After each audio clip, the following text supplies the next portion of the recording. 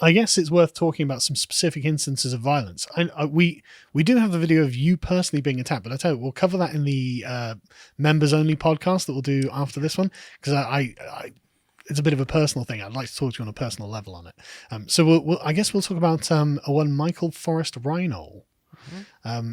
Would you like to tell us what happened with him? Why we know his name and why he's famous?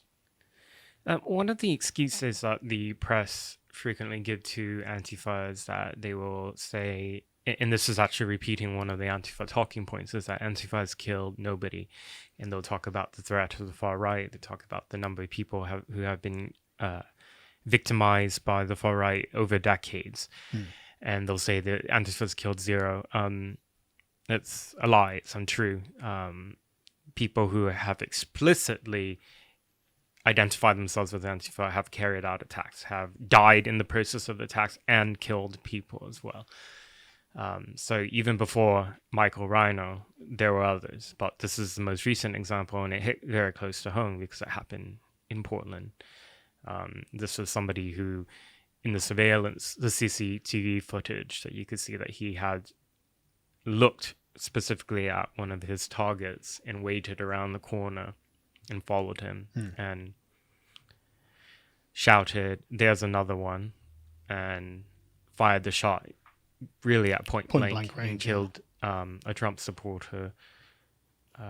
Just for being a Trump supporter, though, wasn't it? Yes. And I saw the footage where he was hiding behind a pillar or something. Yes. So he ambushed a Trump supporter and shot him in cold blood, purely for being a Trump supporter. And Reinoehl had posted that he was 100% Antifa. That's right. So he went, he ran off and was essentially a fugitive for days. And the police were very slow with releasing names of even the victim, much less the suspect. But just for anyone who's curious, the victim was a Mr. Aaron Danielson. Yes. Yes. Yeah. And it was internet sleuths on numerous forums who actually were the first to uncover the identity of Michael Reinoehl. Nobody knew who he was, and it was because and he was partially masked as well, and the videos were kind of grainy.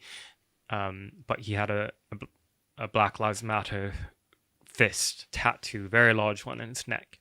And he had actually, a few weeks prior, given an interview to, I think it was Bloomberg, about his involvement as volunteer security for BLM in downtown. So that's actually how they identified his name. And once his name was known, immediately I looked for his social media, because usually Twitter, Instagram, Facebook will close these accounts very quickly, and you lose opportunity to look how they actually posted. And one of his recent posts was, his quote was, "I'm 100% Antifa," and went on this, I would call it a sort of manifesto about describing his support for his comrades and his support for revolutionary armed conflict against the state, against police.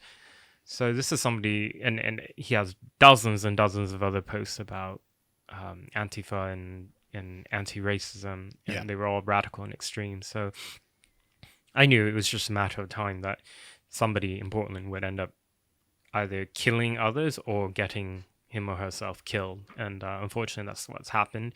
It happened under the mayor's watch. He allowed months and months of rioting to happen every day. Since you've brought up Mr. Ted Wheeler, what are your thoughts on him?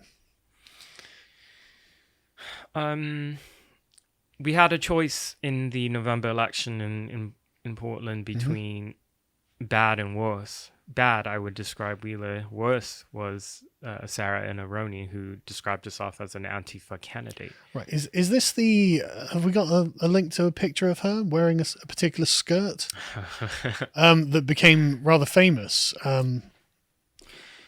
There we go. I can't help but notice that this is a skirt made up of portraits of revolutionary Leninist communist leaders. Bolsheviks, we could call them.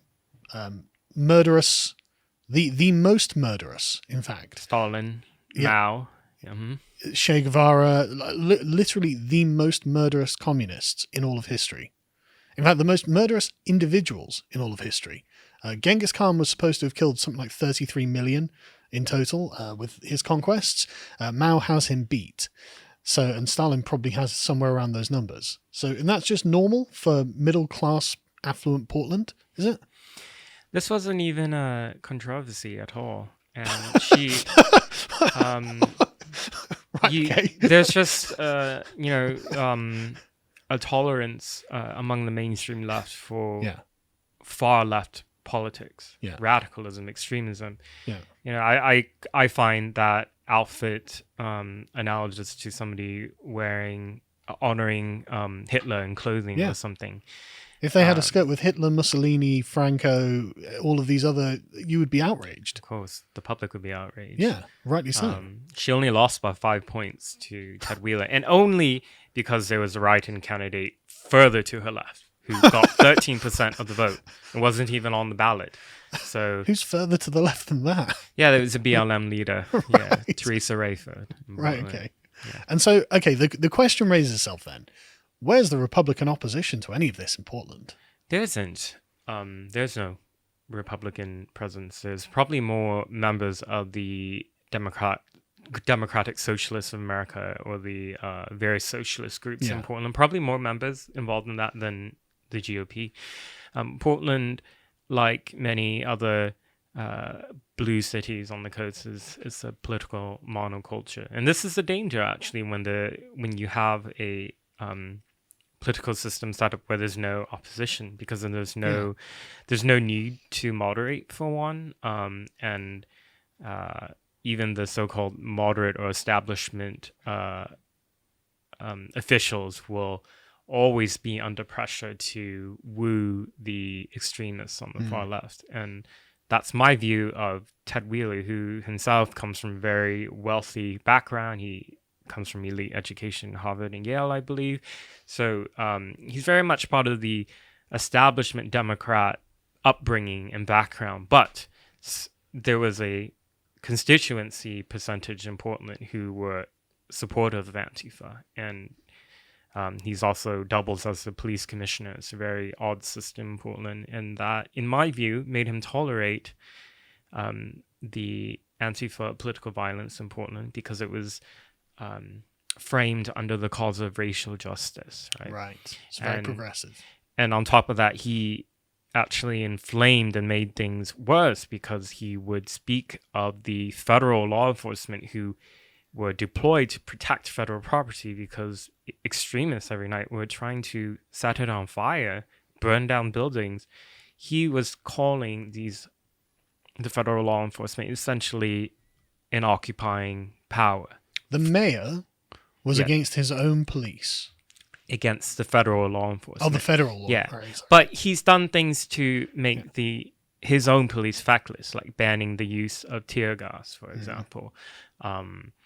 Talking about how violence or property destruction can be avenues to force positive political change. So it was just giving all these breadcrumbs, actually more, the bigger than breadcrumbs, to the far left. And of course, it was never enough. Antifa absolutely hated Ted Wheeler anyways. They came to his house on numerous occasions, and instead of empowering law enforcement to restore order, he ended up announcing he was moving out of his condo.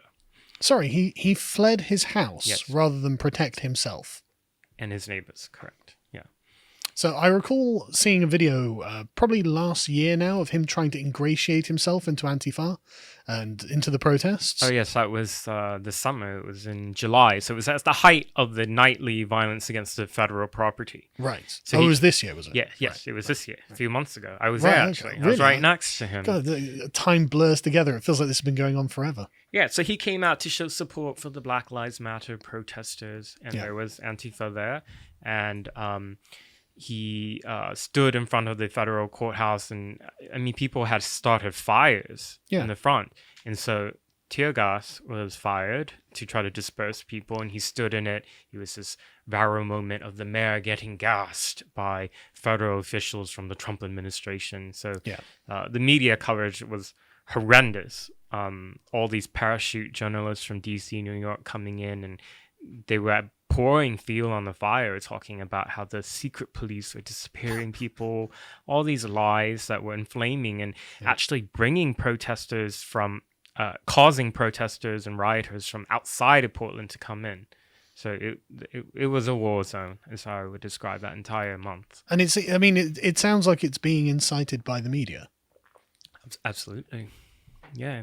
I mean, when the media is describing federal law enforcement who are carrying out their lawful duties as disappearing people, acting like secret police, interviewing people who were detained and not really offering any independent scrutiny of some of their claims, because these people are saying like, I was targeted because I was transgender. I was targeted because of this or that.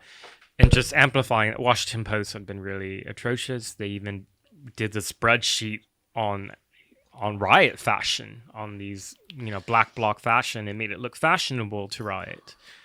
That was Washington Post. And again, that strikes me as deeply irresponsible. Absolutely. And of course, they are derelict in their duties in identifying and naming those who had been arrested and met the threshold for criminal arrest. CNN have actively normalized Antifa. There are segments from 2017 where I think it was CNN. I can't remember which one it was. Chris Cuomo. Yeah, Rose City Antifa. I think they were embedded with, and they were. I mean, it was a puff piece, to say the least, where these people were giving what is essentially the same manifesto as ISIS. We wish to tear down the United States. Yes. And CNN, oh, that's so interesting. Tell us more. This isn't something that should be promoted. Yeah, they I myself underestimated how powerful or skilled Antifa were at creating propaganda and manipulating media, or they would actually have fellow travelers in the media as well to amplify their message and and they've succeeded. They've made left-wing political violence palatable to the mainstream left. Yes. It's tolerated in the US. So me going to Britain now and seeing, yes, you had instances of riots in London that lasted for a day or two. You had a toppling statue in Bristol. But the appetite in the public for that type of extremism was not tolerated. No. Whereas in the US, I mean, think about it in Portland and in other cities, Portland in particular, we had over 130 days of riots. Yeah, and that is literally every single day. Every night.